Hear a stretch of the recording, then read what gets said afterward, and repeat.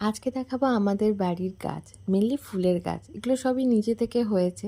আমরা কেউই খুব একটা বসাইনি। দু একটা হয়তো ডাল বসানো হয়েছিল কোনো এক সময়, কিন্তু নিজে নিজেই অনেক ফুল হয়েছে।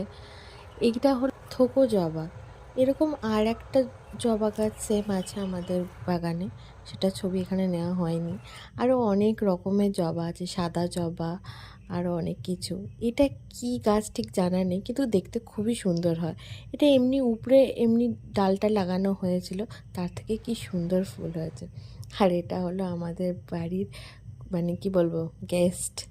এটা সারা বছরই গাছটা হয়ে থাকে আর মাঝে মাঝে ফুল দেয়। এটা দেখুন, এটা গোলাপি কালারের একটা জবা।